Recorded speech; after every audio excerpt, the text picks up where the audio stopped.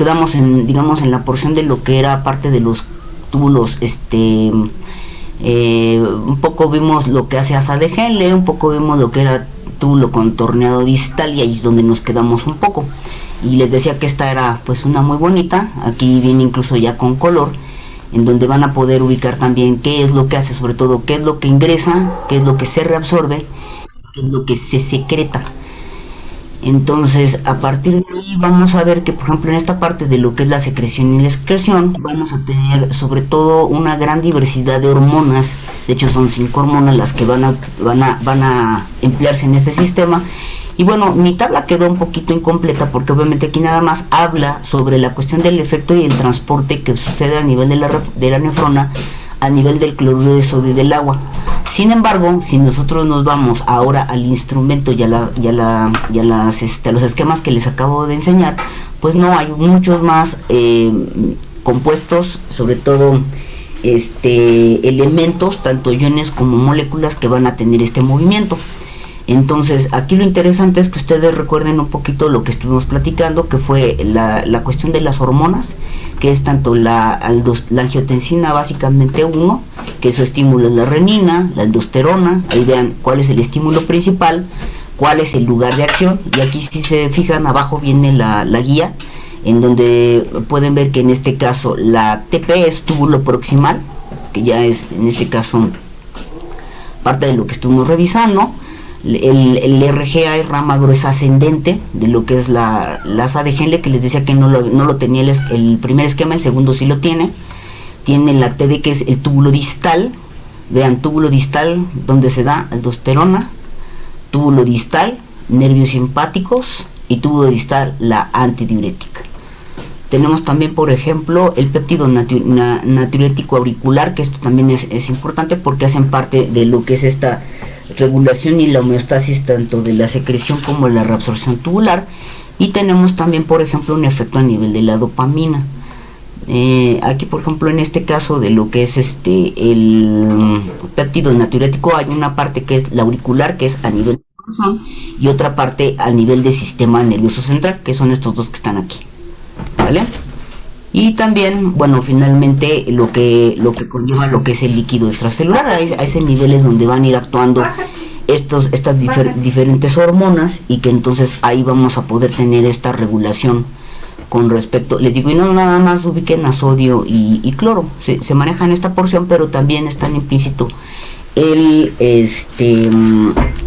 lo que viene siendo el calcio, el potasio, que también se los comenté. De hecho, aquí tienen el potasio, ¿no?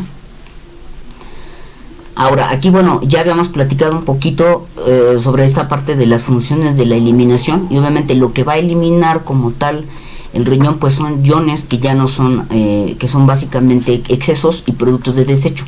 Es decir, lo que hace es un aclaramiento a nivel de la sangre, y en este caso a esto es a lo que nosotros vamos a través del mecanismo que es la excreción.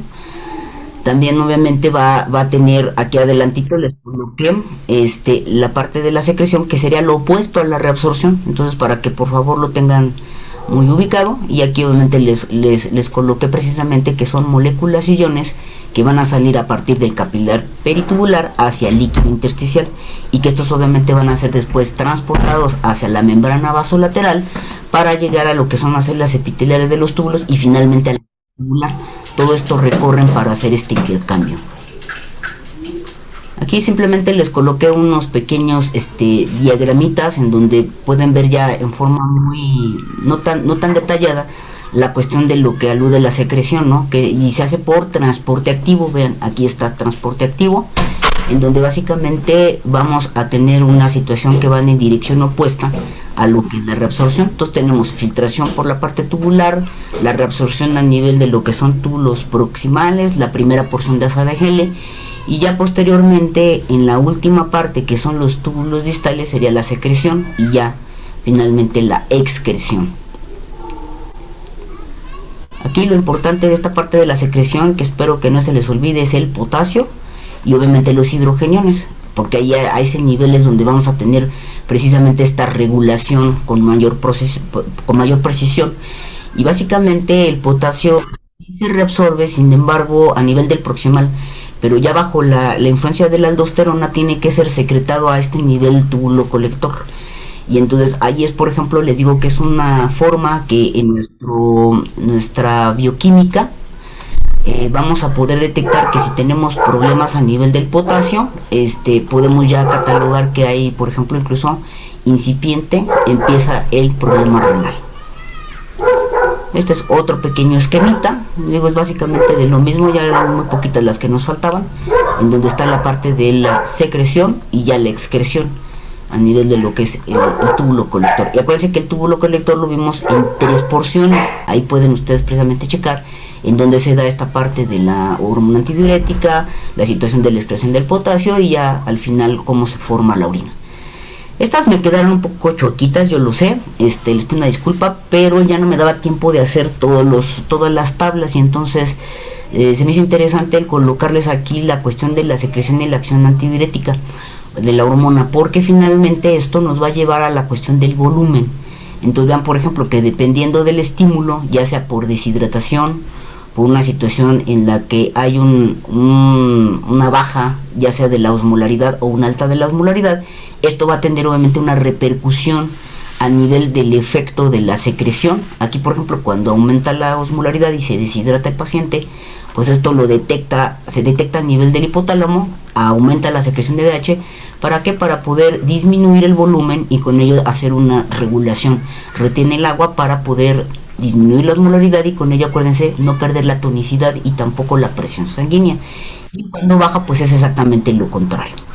Cuando hablamos en este caso, por ejemplo, con respecto al volumen sanguíneo, pasa un poquito lo mismo, nada más que aquí quien detecta es precisamente la aurícula izquierda, y ahí es donde entra esto que les comentaba de lo que es el péptido natriurético auricular. Y bueno, esto yo sé que en algún momento lo vieron en fisiología, pero pues como son cosas que no estamos repasando, para que lo tengan en cuenta, ¿no?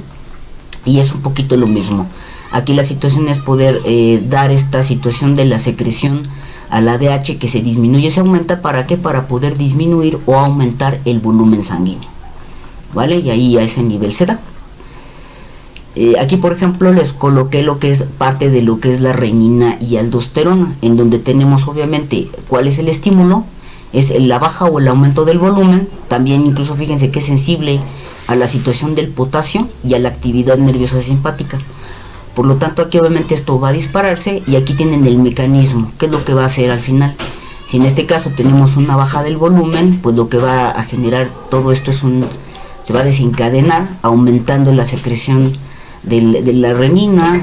Hay una activación hacia la angiotensina 2, luego a la 3, para finalmente hacer la secreción de la aldosterona, y obviamente con esto hacer una situación a nivel del volumen sanguíneo, y entonces esto poder regular.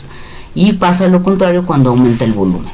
Por ejemplo, en el caso del potasio, aquí no hay como tal un efecto. Sin embargo, al aumento del potasio, cuando tenemos sobre todo hay ciertos niveles, luego vamos a hablar de los valores, cuando llegan a aumentar, esto hay una estimulación directa hacia la corteza suprarrenal. Entonces esto sí puede llegar a variarnos, por ejemplo, o ir directamente con respecto a lo que es situaciones de regulación a nivel del aparato hormonal.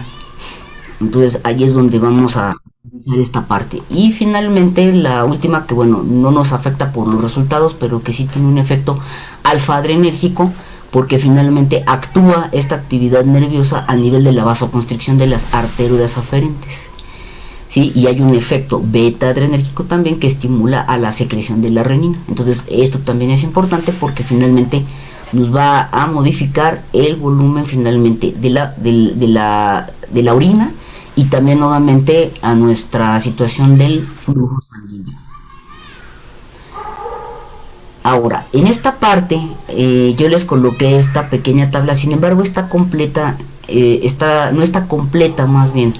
Si ustedes se fijan aquí, la idea es decir, bueno, por ejemplo, la estructura, si nos vamos desmenuzando a los que ustedes tienen en los otros, en los diagramas anteriores, están todas las estructuras, está glomérulo, túbulo proximal, la delgada de Henle, la parte gruesa, el túbulo contorneado distal, y aquí todavía dentro de esta parte del distal podríamos, perdón, del colector aquí tendríamos que dividirlo en las 3 secciones. Entonces, yo los invito a que esta parte de la tablita la completen, es decir, qué función hace cada una de las estructuras. Yo en algún momento la tengo ya obviamente completa, sin embargo lo que hago es que se los dejo de tarea, pero esta tarea no va a ser en el momento de que ahorita la subo y me ponen un 10, copio y pego, no. La idea un poquito es que vayamos avanzando durante lo que vamos a ver ahorita para la parte de la bioquímica, y que entonces traten ustedes de ir correlacionando la estructura, cuál es la función y cómo se afecta la función, y esa ya posteriormente la van a integrar. Entonces se los voy comentando para que pues de una vez vayan tomando su prioridad, la vayan elaborando. Se pueden apoyar obviamente sí de la presentación, pero yo les recomendaría que se fueran un poquito a los libros. No sé si de esta parte perdón, es que se abrió el... No se alcanzó a oír, doctor. Se oyó cortado. Que si me podría repetir qué le tenemos que completar. En este caso todas las funciones, porque aquí por donde te fijas dice glomérulo, filtración de la sangre, pero en realidad no me dice nada. ¿Qué filtra de la sangre? Es decir, aquí el chiste es que con lo que ya vimos de las transparencias anteriores, y que ustedes se vayan a los libros, es que me digan específicamente qué filtra. Por ejemplo, aquí en el túbulo proximal a este nivel, ¿qué se reabsorbe? ¿Qué son esos solutos filtrados? Porque aquí no vienen, nada más aquí por ejemplo aluden al cloro de sodio, pero no trae qué onda con el calcio, el potasio, el magnesio, el sodio, el cloro, etcétera, el bicarbonato, que también es muy importante que lo estemos platicando. ¿Sí queda un poquito más claro? Sí, muchas gracias. Perfecto, sí, porque obviamente no les digo, no está completo el cuadro.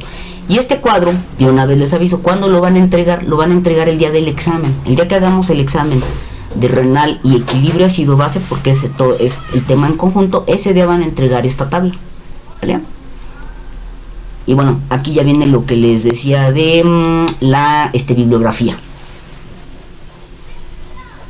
No sé si quieran comentar algo, alguna duda. Voy a dejar de compartir para abrir ahorita la otra presentación.